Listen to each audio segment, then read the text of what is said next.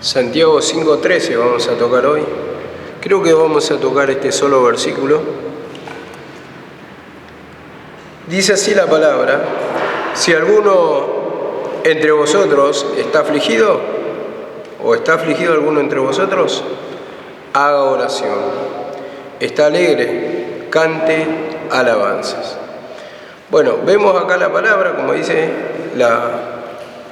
si está angustiado, está afligido, haga oración. Si está alegre, cante alabanza. Y bueno, vamos a poner un contraste acá, justamente. Vemos que lo que hizo Ana en su amargura, dice que ella clamó al Señor porque ella no podía tener hijos. En cambio, Pablo, vemos cómo es el contraste, ¿no? Pablo, cuando estaba en la cárcel con Silas, ¿qué hicieron? Cantar, expresando el gozo del corazón. Y bueno, esta primera parte, cuando dice está afligido, eso es lo que nos lleva, la aflicción muchas veces nos lleva al pedido a Dios, al ruego, al clamor. Por eso también nos hace pasar diferentes circunstancias, pero no es porque el Señor simplemente lo quiera hacer, sino que en esas necesidades les pedimos al Señor, oramos al Señor, y Él quiere cumplir nuestros deseos. Por eso dice, si está afligido, ore, pídame. Eso es lo que está diciendo la palabra. Está afligido, haga oración. Y dice, está contento, cante alabanza. Y se dice, según los escritos, que a partir del año 70, después de la destrucción del templo de Jerusalén, a mano de, creo que el general Tito, dice que ya no se cantaba en las sinagogas judías, como un símbolo de luto en que estaban, pero en cambio en la iglesia primitiva, en los primeros cristianos, vamos a decir, seguidores de Jesús, que confesaban que Jesús era el Salvador, sí se cantaba, dando a entender que había un nuevo tiempo, el tiempo en que vivían, ¿no? Que era el tiempo del reinado, el tiempo de gozo, el tiempo de paz, tiempo de liberación, tiempo de salvación. Entonces acá está el contraste, ¿no? Que muchas veces podemos estar afligidos y otras veces contentos. Yo creo que el corazón contento siempre va a cantar, ¿no? Una persona que está contenta, como dice acá, cante alabanza, es lo que va a expresar, ¿no? Una persona triste, sin embargo, va a estar callada, sin embargo, va a estar angustiada o va a llorar, pero no va a expresar con alegría, con gozo, con júbilo, con canciones al Señor cuando está en esa situación. Yo creo que naturalmente sea así. ¿Quién se pone a cantar cuando está triste? Ninguno. O sea, está afligido, tiene una aflicción, eso le toma la mente y le lleva a reflexionar, a pensar o a estar angustiado por esa situación que le toma la mente. Y como dice acá la palabra, está afligido, haga oración. Y eso es lo que justamente muchas veces nos pide, ¿no? Analizando un poco, porque tenemos angustia, pero muchas veces uno no ora, no le pide, simplemente reniega, se queda con ese pensamiento. Van pasando los días y está con esa raíz de amargura, podemos decir. Cuando el Señor te lo está expresando muy, digamos, acá muy claramente, que dice, ¿está afligido? ¿Qué tenés que hacer? Oración, tenés que ir a la oración. ¿Está afligido por una situación? Y esa es la pregunta. Porque es una pregunta que hace acá. ¿Estás afligido? Y si vos decís que sí, tenés que orar. Tenés que clamarle al Señor. Y clamor es un ruego en el dolor, digamos. Como dice en Jeremías 33:3, clama a mí y yo te responderé. Y te mostraré cosas grandes que tú no conoces, ¿no?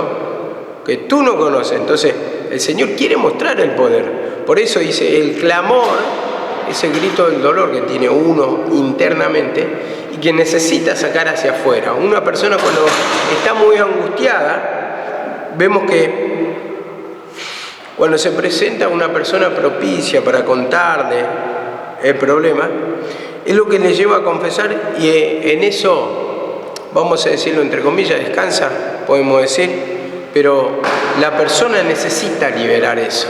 Necesita contarlo, como así como cuando tenemos amigos íntimos y le contamos una situación en que estamos angustiados, así también con el Señor de la misma manera necesitamos liberar nuestro dolor, contar de nuestro dolor. Y dice así la palabra en Salmos 50, Salmos 50, 15.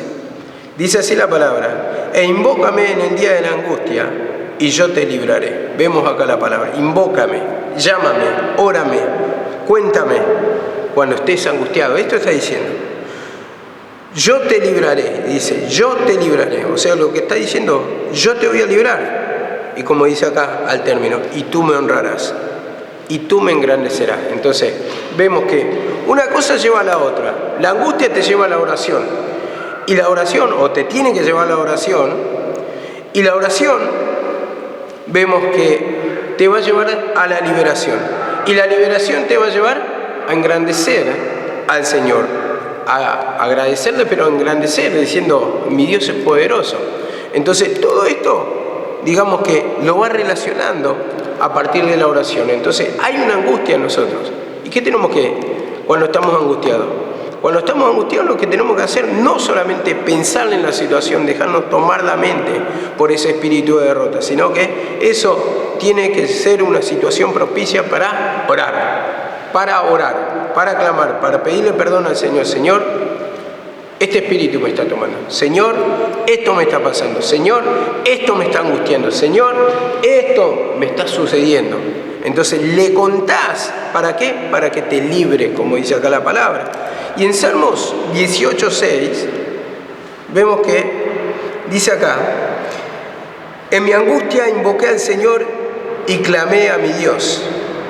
Desde su templo oyó mi voz y mi clamor llegó delante de sus oídos. Vemos acá la palabra. En mi angustia invoqué al Señor. Como vuelvo a repetir, la angustia es lo que lleva a clamar. Y clamar quiere decir grito de dolor, grito de desesperación, sacar las angustias que tenemos de adentro, contarle a nuestro Señor. Y como dice, clamé a mi Dios, dice, y oyó mi voz.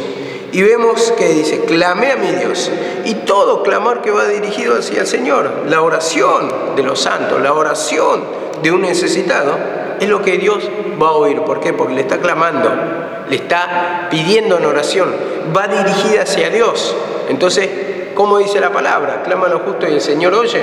Y así también cuando uno está angustiado, cuando están angustiados algunos de sus hijos, y va en la dirección, como dice, desde su templo me oyó, porque va dirigida, dice, clamé a mi Dios.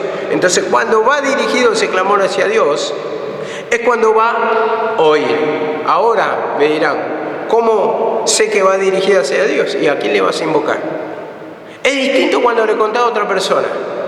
Te descargas simplemente, pero no resolvés nada. Pero dice, oyó mi voz. Entonces, ese oyó es sinónimo de que resuelve problemas. Y eso es lo que les cuesta a muchos, el reconocer que están angustiados, que están vacíos espiritualmente, que están opresionados. Entonces se quedan retraídos, con la raíz de amargura, en un rincón, con el semblante caído, amargado, entristecido, cabizbajo. ¿Por qué? Porque están entregados. Ese es el símbolo de la esclavitud. Y en la esclavitud vemos que ellos también estaban angustiados y clamaban a Dios para que les liberte del cautiverio. Entonces, así de la misma manera, nosotros tenemos que pedir también el perdón, ¿no? Porque es lindo, creo que si te vienen a orar, escuchar la palabra, escuchar una prédica que está buena, está todo lindo. Pero si de tu boca no sale esa oración, ese quebrantamiento, ese pedir socorro, ese contarle tu dolor, ese decirle que te dé un corazón arrepentido para que en ese arrepentimiento pueda escuchar y pueda resolver los problemas, no lo va a hacer el Señor, porque está esperando tu pedido. Dice, si está angustiado, haga oración. Y muchas veces callamos, nos quedamos con el dolor, no nos quejamos, no decimos nada, estamos simplemente entregados. Y eso es lo que yo lo pongo en comparación, ¿no? En comparación con todo este contexto también de la política que está pasando en estos días. Hay distintas cosas que se ven, pero el pueblo argentino es un pueblo entregado. Y con tristeza había visto un comentario, pero ya el año pasado, de un brasilero que vino a visitar Buenos Aires. Y dijo, cuando llegó a Buenos Aires, que el argentino era, dice, vi un pueblo triste, callado y entregado. Es exactamente la descripción. Y así también de la misma manera, hermano, cuando estamos entregados, cuando no decimos nada, cuando callamos, porque ya no tenemos esperanza, porque una persona que no ora es una persona entregada, que no tiene esperanza. Entonces, ¿por qué va a contar? Si sabe que no va a resolver, supuestamente, ¿no? Y ahí está nuestro mayor error, cuando dice, yo soy Dios poderoso, y te dice, clamé a mi Dios, dice acá la palabra, y dice, oyó mi voz. Nosotros no tenemos simplemente personas, sino tenemos, como decimos, Dios, el Ser Supremo, el más poderoso de toda la tierra, tiene poder para resolvernos todas las situaciones. ¿Por qué? Muchas veces no clamamos. Porque ahí justamente te quedás con el problema, empezás a razonar. En lugar de orar, uno se empieza a quejar. O uno tiene esa autocompasión, vamos a decir, pobre de mí, ¿por qué me tocó esta vida? Y siempre sufriendo, siempre esto, siempre el otro. Cuando el Señor quiere resolver y quiere mostrar su poder, entonces ahí es cuando tenemos que clamar en nuestros problemas. Yo, cuando me sucede algo, cuando estoy en el trabajo, también de la misma manera, empiezo a orar por una situación o por otra, según las ataduras o las luchas que me vayan sucediendo. Entonces voy orando y enseguida se me abre. Gracias a Dios, enseguida. Hay otras situaciones que uno espera mucho más tiempo, pero a mí en el trabajo al menos oro. No pasa ni media hora que empieza a acomodarse todo. Y entonces ahí veo la mano de Dios. Entonces así también de la misma manera, el Señor no quiere que te tardes. El Señor quiere que le clames, que le pidas al Señor. Clamar, vuelvo a repetir, es el grito de dolor. O el dolor que tenés, que necesitas sacarlo, porque eso te mata, eso te entristece, eso te hace vivir esclavo del pecado, entregado en la mano de Satanás. Ahora dice acá la palabra, en 2 de Crónicas, 33, 9 al 13, 2 de Crónicas, 33, 12, sí, 9 al 13, perdón. Dice así la palabra, Manasés, pues hizo extraviarse a Judá y a los moradores de Jerusalén, para hacer más mal que las naciones que Jehová destruyó delante de los hijos de Israel. Y habló Jehová a Manasés y a su pueblo, mas ellos no escucharon. Habló Jehová a Manasés y a su pueblo, mas ellos no escucharon, por lo cual trajo sobre ellos los generales del rey de los asirios, los cuales aprisionaron con grillos a Manasés, y atado con cadenas lo llevaron a Babilonia. Mas luego que fue puesto en angustia, dice, oró a Jehová su Dios, humillado grandemente en la presencia de Dios. Y habiendo orado, fue atendido, pues Dios oyó su oración y lo restauró a Jerusalén, a su reino. Entonces reconoció Manasés que Jehová era su Dios. Vemos acá la palabra, había hecho el mal, como dice Manasés. Hizo extraviarse a todo el pueblo de Judá. Vemos acá la palabra. No es solamente que el pecado a él, sino que arrastró a todos los ciudadanos de Judá. Y dice que el Señor le avisó, el Señor le habló, ellos no escucharon, siguieron en su camino, endurecido en su camino, por lo cual trajo contra ellos generales de los asirios que los aprisionaron y los llevaron con grillos a Manasés. Vemos, los llevaron cautivo a Babilonia, mas luego que fue puesto en angustia, dice, oró a Jehová, humillado grandemente en la presencia de Dios. Entonces vemos que pecó, vemos que fue influyente, vemos que contaminó todo el pueblo. Vemos cómo hizo el mal y no escuchó al Señor primeramente. Pero después, cuando fue puesto en angustia, dice, se humilló grandemente. Y él había pecado más grande que todos. O sea, porque fue la persona que influyó al pueblo. Y vemos que esto creo que está hablando de la idolatría, si mal no recuerdo, porque había leído todo el contexto, pero cómo arrastró al pueblo. Y fue un pecado muy grave, el cual el Señor le avisó, porque dice acá la palabra, dice, ellos no escucharon. Entonces vemos cómo después esa angustia fue lo que le llevó a la oración, al clamor, al arrepentimiento. Y dice, y habiendo orado él, fue atendido. Y entonces de esto entendemos, hermano, que no hay pecado que el Señor no pueda perdonar, por más grande que sea. Vemos que cayó en el cautiverio y vemos que el Señor escuchó, pero cuando fue una oración de arrepentimiento, humillado grandemente en la presencia del Señor. Muchas veces no escuchamos, el Señor viene advirtiendo, el Señor viene hablando de una, de otra manera, y hacemos oídos sordos. Va a mostrar nuestros pensamientos. Y como dice acá la palabra, habiendo orado él, a él, dice, o sea, a Dios, fue atendido, fue escuchado por Dios. Pues Dios oyó su oración y lo restauró a su reino. Entonces reconoció que Jehová era su Dios. Yo creo que, así como Manasés, en un momento podemos pecar grandemente, podemos entrar en falta, podemos influir a otras personas, pero cuando hay un corazón arrepentido, lo que el Señor va a escuchar esa oración. Vemos que el pecado de Manasés fue grande, pero no hay pecado grande que no sea perdonado cuando hay un corazón contrito y humillado.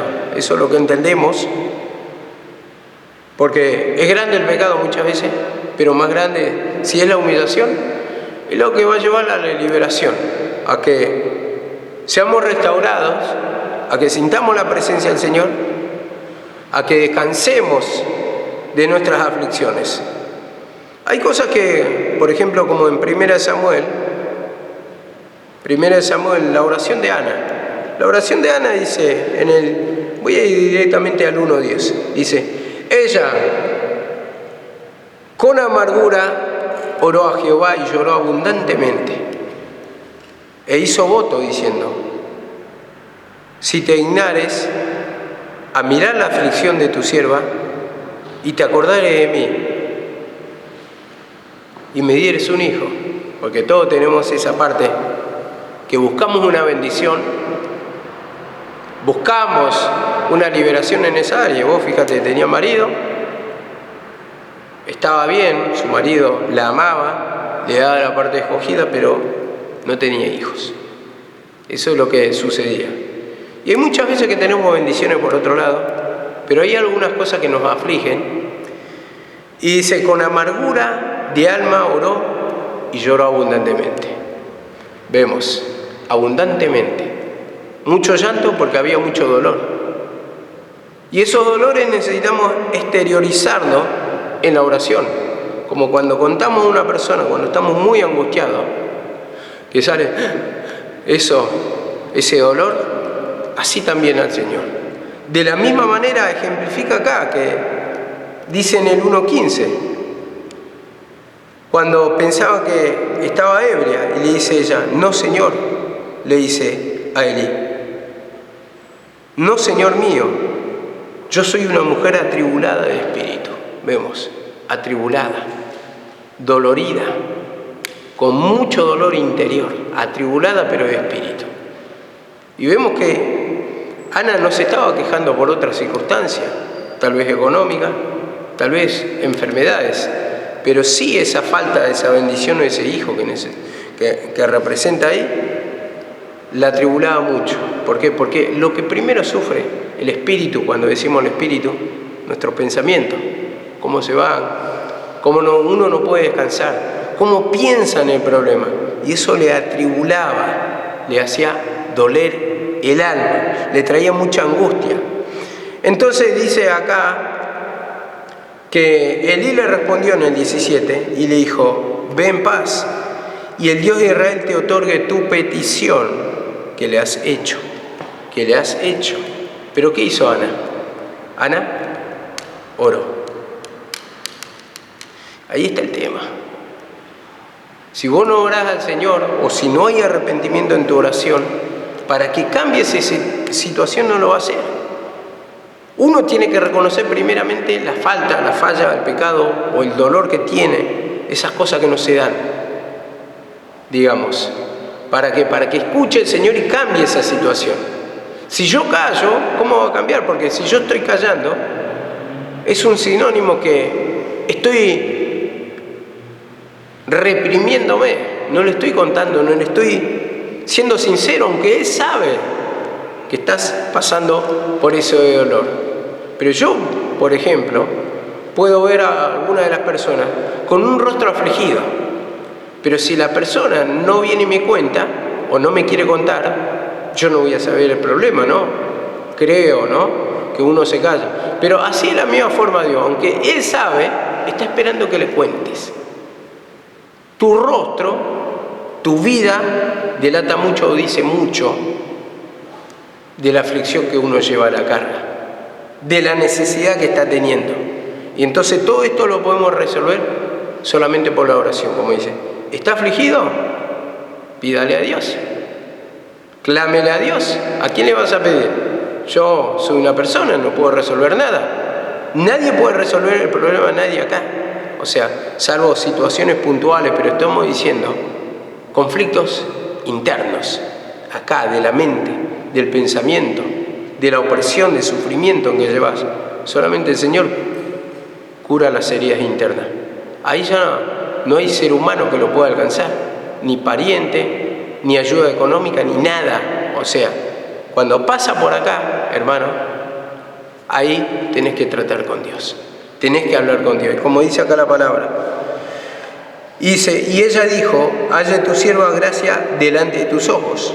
Y se fue la mujer por su camino y comió y no estuvo más triste. Vemos acá la palabra. Y no estuvo más triste, dice. Comió. Ella no comía, mostrando el dolor a causa de problemas de que no podía tener hijos. Pero vemos que dice, comió después. Y dice, no estuvo más triste. Y así también, hermano, esa comida representa, primeramente el no comer representaba el luto espiritual que uno lleva. Pero después el comer representa entrar en la presencia del Señor, masticar de su naturaleza, tener de ese alimento espiritual cada día, como dice, el pan nuestro de cada día, dánoslo hoy. Y eso es lo que nos va a sacar la tristeza, el poder entender la palabra. ¿Por qué? Porque la palabra es poder. Mis palabras son vida y espíritu. Y cuando vos empezás a comprender, empieza a entrar ese poder, te empieza a convencer, empieza a trabajar la palabra, te va a liberar de muchos sufrimientos. Y digo esto, ¿no?, con respecto a Primera de Crónicas. Sabemos que, como decía la vez pasada, que Él sustenta todo con la palabra de su poder. Con la palabra sustenta todas las cosas. Con la palabra. Entonces, primeramente, sustenta nuestra alma, ¿no? Nuestra alma. Cuando digo todas las cosas, que está diciendo por el alma misma. Por el alma del ser humano. Entonces, nuestro sustento es la palabra. Y como la palabra misma de Dios trae su presencia, es viva, es eficaz, es más cortante que espada de dos filos, porque la misma palabra de Dios es la esencia de Dios, es la naturaleza de Dios. Entonces actúa con poder. Y como dice acá en Crónicas 16:1, así que trajeron el arca de Dios y la pusieron en el medio de la tienda de David, que había levantado para ella, y ofrecieron holocausto y sacrificio de paz delante de Dios. Y cuando David acabó de ofrecer el holocausto y los sacrificios de paz, bendijo al pueblo en el nombre de Jehová. Y repartió a todo Israel, así a mujeres como a hombres, y a cada uno una torta de pan, una pieza de carne y una torta de pasas. Y puso delante del arca de Jehová ministros de los levitas que recordasen y confesasen y lo hacen a Jehová de Israel. Vemos, pusieron delante del arca de Jehová, dice acá la palabra. En el 5 dice, para darle un sentido, Asad el primero, el segundo después Zacarías, Jehiel, Matatías, Eliab, Benaía, Obed-Edom y Jehiel. Bueno, hay mucho Jehiel acá. Con sus instrumentos de salterio, arpas, pero Asad sonaba los címbalos. Y también los sacerdotes Benaía y Jehiel sonaban continuamente las trompetas delante del arca del pacto. 7. Entonces aquel día David comenzó a aclamar a Jehová por mano de Asad. 8. Alabad a Jehová, invocad su nombre, da a conocer a su pueblo sus obras, cantad a él, cantadle salmos de todas sus maravillas. Vemos, el arca representa la presencia del Señor, lo habían recuperado. Vemos que acá trajeron cantores. Entonces, digamos, cuando uno recupera la presencia del Señor, ¿qué está recuperando? Está recuperando la alegría. ¿Está afligido? Haga oración. Pero está contento, haga alabanzas. Dice, está alegre, cante alabanza. Entonces habían recuperado ese arca que tenían los filisteos y vemos que es sinónimo de recuperar la presencia del Señor. Y acá lo que voy, ¿no? Que dice que estaban los levitas, y los levitas eran los ministros de alabanza en ese tiempo. Y cantaban, dice, con sus instrumentos. Y también acá dice, David comenzó a aclamar a Jehová, alabar. Él mismo guiaba al pueblo, él mismo le infundía al pueblo a que le cante alabanza. ¿Pero por qué? Porque estaban gozosos. Entonces, así cuando recuperamos la presencia, ¿qué vamos a hacer? Vamos a cantar, porque es un corazón alegre. Dice el coro ese, no puede estar triste un corazón que alaba a Cristo, ¿no? No puede estar triste un corazón que alaba a Dios. Por eso yo canto aleluya. No puede estar triste un corazón que alaba a Dios. Entonces, cuando uno está contento, va a cantar. Va a cantar por consecuencia, que significa alabanza, exaltación, engrandecer al Señor. Eso es lo que va a demostrar, hermano. Entonces, vemos el contraste. La aflicción nos tiene que llevar a la oración. La oración nos lleva a la liberación. Y la liberación nos lleva a que estemos contentos. Y cuando estamos contentos, ¿qué vamos a hacer? ¿Vamos a cantar o no? ¿En los momentos de aflicción uno canta? ¿En los momentos de luto uno canta? No. No canta, uno está reprimido, uno está con el dolor y necesita justamente esa alegría. Y vamos a lo natural, porque no llevemos solamente a lo religioso. Cuando uno está contento, ¿qué hace? Empieza a cantar. En una fiesta navideña, ¿qué empieza? Hay música y se prende, hay alegría. Cualquier fiesta hay alegría, hay música y uno se muestra contento. Y empieza a bailar y empieza a cantar. Empieza a hacer poco, empieza a levantar la mano, empieza a saltar, muestra todo, exterioriza lo que tiene adentro. ¿O a dónde viste una fiesta amarga que nadie baila? Todo en un momento escucha la música y esa música te mueve, te trae alegría y salís. Y así de la misma manera, hermano, también cuando recuperamos la presencia del Señor, es lo que nos va a mover, hermano, a cantarle. Hacer fiesta para el Señor, porque acá dice que hubo instrumentos, dice, salterio, arpa, y esto era todo visible, no es que estaba hablando espiritualmente. Ellos lo hacían naturalmente, expresando una alegría espiritual, pero acá lo dice, instrumento, dice, salterio, arpas y címbalos, o sea que había ruido, y cuando uno está contento es así. En un luto, yo me acuerdo, estábamos escuchando música en la casa de mi tío y llegó la noticia que había fallecido el padre. Y tuvimos que apagar a todo. Se apagó la música, se apagó todo, había un luto. Lógico, el respeto por el pariente fallecido. Y bueno, de la misma manera, hermano, el luto representa el callar, representa el estar en dolor. Y así es nuestra alma, hermano, cuando está tomada el pecado no va a haber alabanza para el Señor. Como lo vuelvo a repetir, en esos años habían destruido el templo, el general Tito, y ya no se cantaba en las sinagogas, expresión de luto, expresión de dolor, pero solamente en las iglesias que predicaban de Jesucristo, o sea, los hermanos que congregaban, eran los que cantaban al Señor. ¿Por qué? Porque estaban sintiendo un júbilo, una liberación, símbolo de nuevo tiempo, un nuevo nacimiento. Entonces, en agradecimiento le cantaban al Señor. ¿Pero por qué? Porque había una liberación, un cambio. Y dice así también en Colosenses, ya vamos a terminar.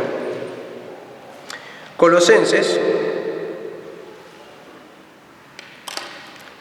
3:16 dice: la palabra de Cristo mora en abundancia en vosotros, enseñándoos y exhortándoos unos a otros en toda sabiduría, cantando con gracia en vuestros corazones al Señor, salmos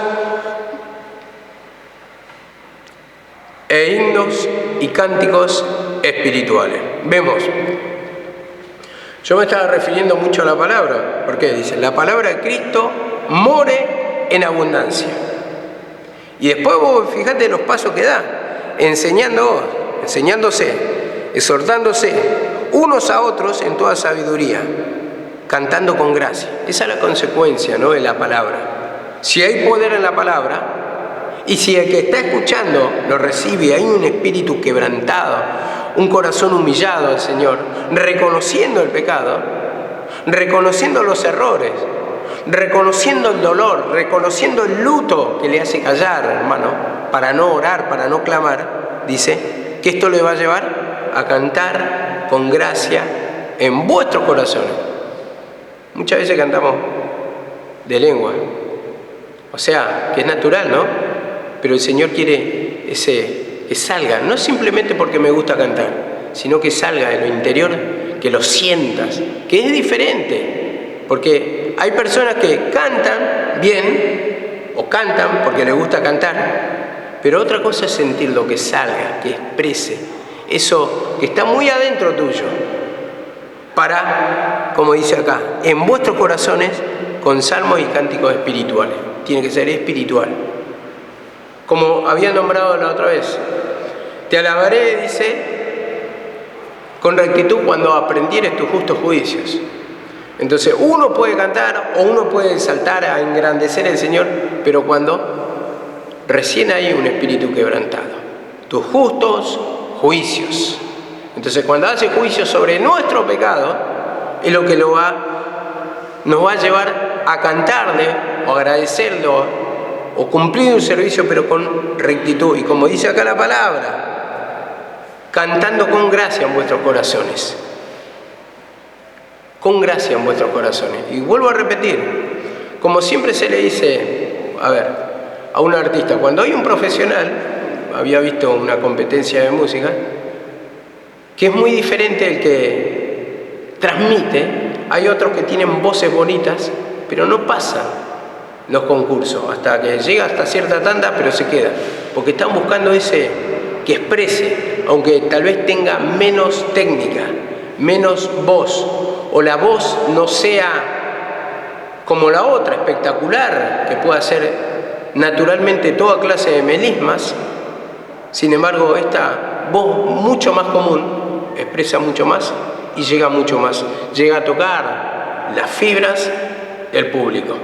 Entonces, así también, de la misma manera, tenemos que llegar con un corazón contrito y humillado a nuestro Dios, cuando cantamos con el corazón. Y eso se llama saber transmitir.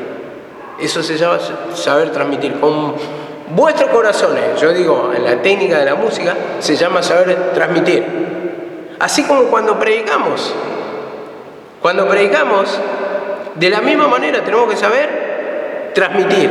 Y transmitir en el sentido de que doy todo lo que tengo, soy sincero, le pido perdón al Señor, voy transmitiendo las cosas que me van sucediendo día a día y no simplemente una prédica armada que puede estar bien, pero que no llega a nadie, sino que dice, cantando en vuestros corazones al Señor. ¿Será que mi servicio puede llegar? ¿Transforma realmente? ¿Llega? ¿Quebranta a algunas personas? ¿Será que del otro lado hay sinceridad también? ¿Será que aplaudo la prédica o aplaudo lo que cantaron, pero me llegó o no? Del otro lado ahí está también la sinceridad para decir, ¿lo hice de corazón? ¿O realmente lo estoy sintiendo? A eso me refiero con lo hice de corazón.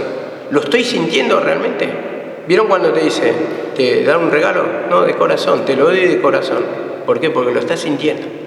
Entonces así también, cuando cantamos al Señor, perdóname, o el Señor, alguna de las canciones que están cantando, ¿realmente lo sientes? ¿Sienten ese poder que te conmueve a vos?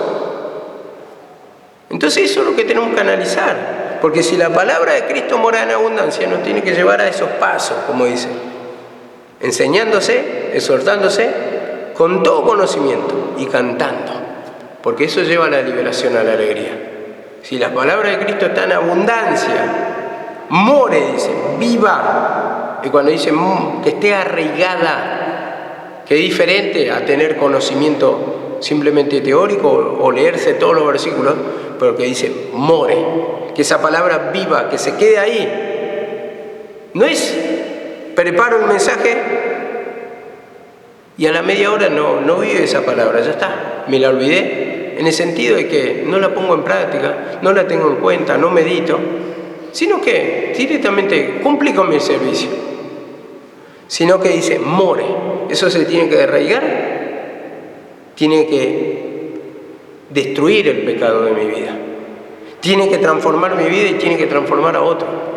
Entonces, como dice, more en abundancia para que le puedas cantar cánticos espirituales. Y dice así también en Efesios 5:18.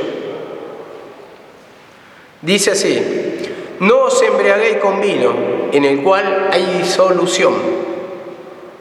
En el cual hay disolución, o sea, mistura con el pecado, vamos a decir. Antes bien, sé lleno del Espíritu, dice, sé lleno del Espíritu, hablando en vosotros con salmos, con himnos y cánticos espirituales, cantando al Señor en vuestros corazones, dice. Acá la palabra, el ser lleno del Espíritu. ¿Por qué viene la llenura del Espíritu? Porque nuestra alma está llena de la palabra del Señor.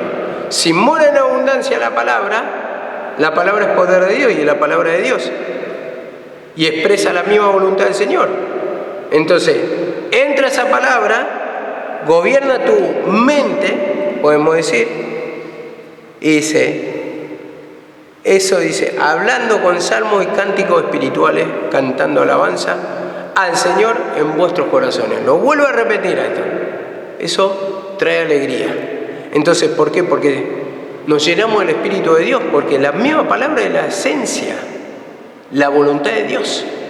Entonces, estamos llenos de su poder. ¿Por qué? Porque estamos siendo tomada nuestra mente por la palabra. Y eso, como dice acá la palabra, nos lleva a cantarle y alabarle al Señor en vuestros corazones, como dice acá la palabra.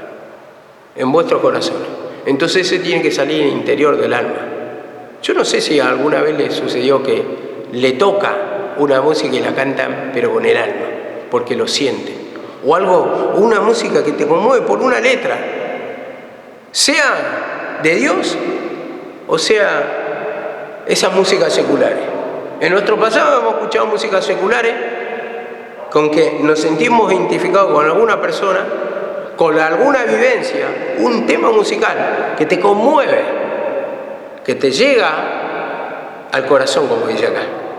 Entonces así también de la misma manera, después cuando hemos sido convertidos al Señor, algún tipo de música que nos conmueve, que nos llega, y que lo cantamos, lo repetimos porque nos gusta tanto, porque nos sentimos identificados, que eso es justamente como dice acá la palabra. Cuando hay un espíritu quebrantado, un espíritu lleno de la presencia del Señor, con abundancia de palabra, lo que te lleva es cantarle de corazón, ya no de labios, no de labios.